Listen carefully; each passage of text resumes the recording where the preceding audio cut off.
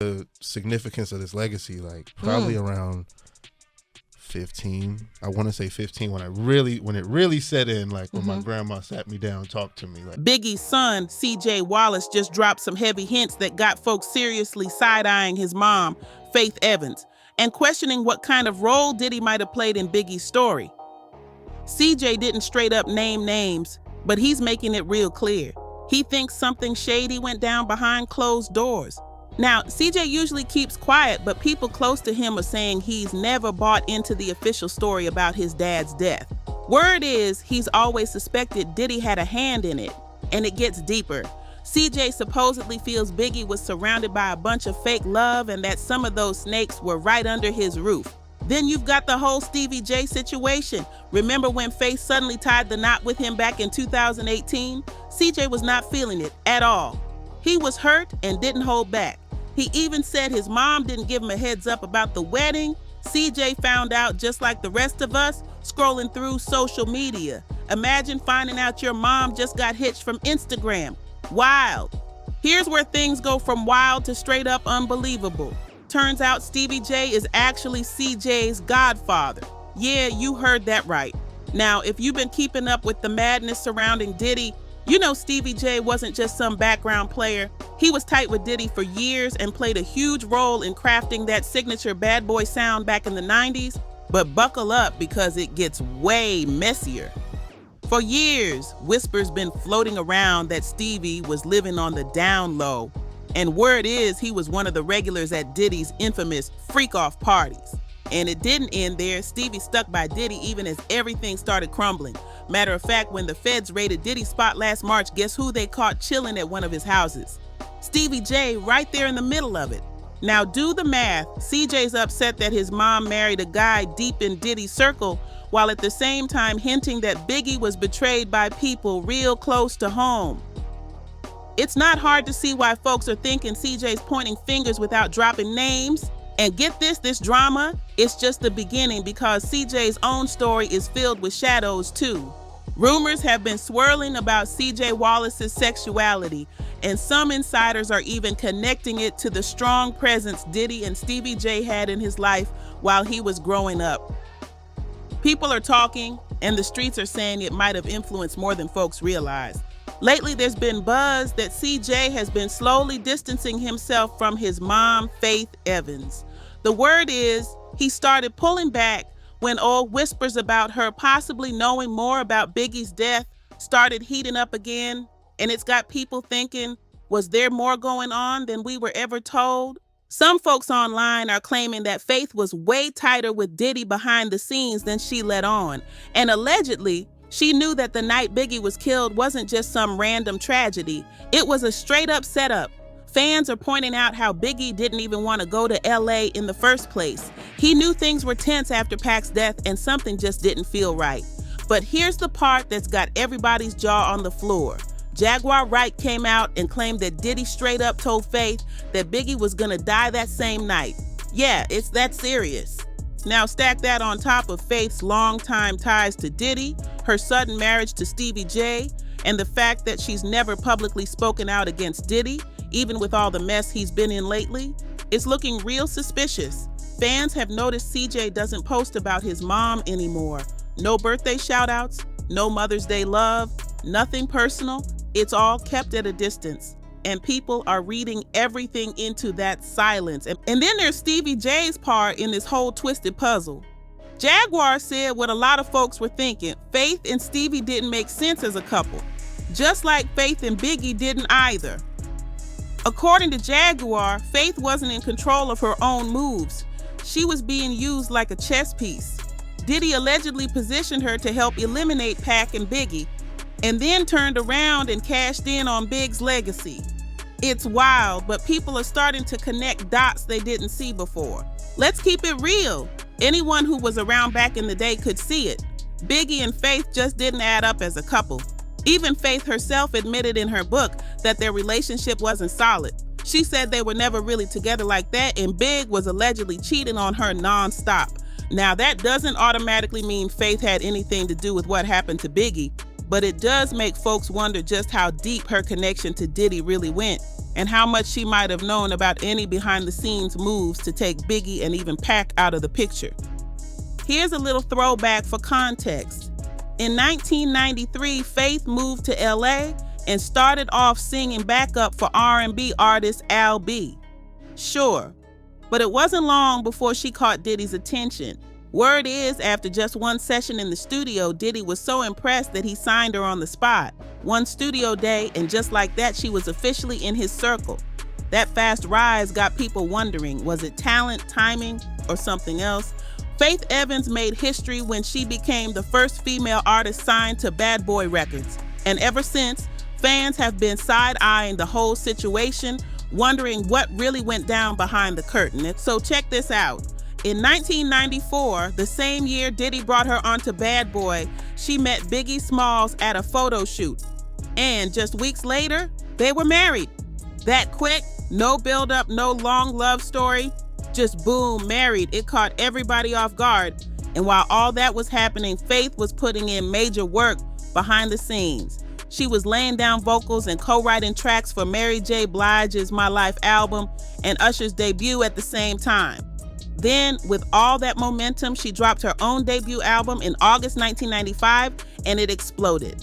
Tracks like You Used to Love Me and Soon as I Get Home turned her into a star. The album went platinum, moving over 1.5 million copies. Faith was everywhere. But was it all just music, or was there more happening in the shadows? In 1996, Faith and Biggie had their son, CJ Wallace. But by that point, their relationship was already spiraling. Biggie was out here messing with multiple women, and everybody knew about his thing with Lil' Kim, but it didn't stop there. Rumor has it, Faith got her own revenge by allegedly linking up with Tupac. That one move pulled her right into the fire of the East Coast versus West Coast war, and we all know how that story ended. Two icons, gone too soon, and still, decades later, the streets are filled with questions that never got answers. On September 7th, 1996, Tupac was gunned down in a drive-by in Vegas. Then, just 6 months later, on March 9th, 1997, Biggie was killed in LA, and after Big passed, Faith started opening up about how things were really going behind the scenes, especially with Diddy. In an interview with the New York Times, Faith revealed that Diddy's behavior got straight up weird. He became super controlling, telling her what to do, how to look, even how to tan. She said, Puff used to walk me to the tanning salon every other day because I was pale, and he wanted to tan me up. He told me he wanted me to walk out of the house and look glamorous all the time. That confession had people looking at Diddy sideways all over again, and what really raised eyebrows? How fast he moved on after Biggie's funeral, like he was already on to the next chapter before the dust even settled. Right after Biggie's funeral, Diddy was already pushing Faith to hit the stage and perform I'll Be Missing You with him and Sting at the 1997 MTV Awards. Faith said she was still crushed, deep in mourning, and wanted no part of it. But Diddy kept coming at her with pressure until she finally broke down and agreed. Faith told the New York Times, "Yeah, when he wanted me to sing I'll Be Missing You at the MTV Awards with Sting, I didn't want to do anything. I was still grieving. But he got me on the phone and was like, listen, you ain't about to mess up my thing. I thought my crying would work, but he persuaded me to do it." That hit fans hard. She was clearly still hurting, but Diddy made it all about his moment. And around that same time, the whispers started getting louder. Folks were already suspecting that Diddy might have had a hand in Biggie's death, or at least knew something was about to go down. What made it worse, Diddy was the one who insisted Biggie head out to LA, even though tensions were sky high after Tupac's murder. And here's the wild part. Former Bad Boy exec Kirk Burroughs came forward and claimed Biggie was actually supposed to fly to London the day he got killed. But at the last minute, Diddy allegedly made sure he stayed in LA. That one decision changed everything, and fans haven't stopped questioning it since. Even Biggie's own mother, Voletta Wallace, had her doubts, and she didn't hold back. In her memoir, she wrote, "I believe Sean loved my son after he was dead. I used to tell Christopher all the time not to trust Sean." That says a lot. And while she never flat out named Diddy as responsible, During a 2020 interview on The Breakfast Club, she made it real clear she still had anger toward people in Biggie's circle. You know, some of his associates? I still want to strangle those, she said. That kind of emotion doesn't just come from nowhere. Now, let's swing back to Faith. Over the years, she's dropped subtle hints that she didn't like how Diddy acted after Biggie's death, but even with all the weird vibes, she never fully walked away from him. She stayed in his orbit, kept doing music, and even praised him in public more than once. Then, boom, in 2018, out of nowhere, Faith suddenly gets married to Stevie J in Vegas. Nobody saw it coming. Not friends, not family, not even the blogs had caught wind of it. TMZ reported that even their own families didn't know it was happening. No pre-wedding buzz, no save the dates, just straight up surprise vows in Sin City. And considering Stevie's deep ties to Diddy, fans couldn't help but start putting the pieces together. Again, Faith was supposed to be in LA getting ready for a trip to London. Stevie J was down in Atlanta filming Love and Hip Hop, and out of the blue, they're hitched in Vegas. Sources told TMZ that even the people closest to them were blindsided, and a lot of them were seriously upset, especially their kids. Word is, CJ, Biggie's son, took it the hardest, and let's not forget, Stevie J is his godfather. Imagine how awkward that must have felt. Insiders spilled that Stevie showed up just a few days before the wedding and told Faith they needed to tie the knot immediately. Why the rush? One source claimed Stevie knew that if Faith told anyone in advance, her people would have tried to shut the whole thing down. Looking back, it's giving major manipulative energy, like something straight out of Diddy's playbook. This sudden wedding didn't just confuse fans, it had folks thinking something wasn't right, especially with all those old whispers that Stevie J might not even be into women like that. But despite everything, Faith still went through with it, and Stevie stayed loyal to the circle he came from.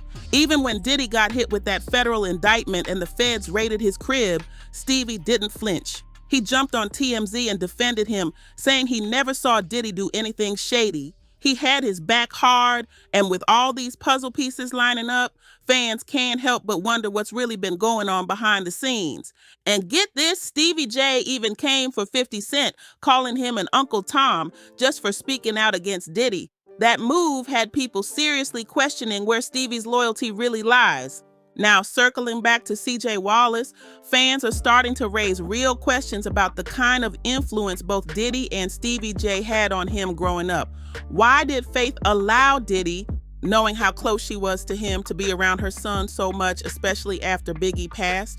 With everything we've learned lately about Diddy's shady behavior behind closed doors, especially when it came to young artists, people can't help but look back and ask, was this safe?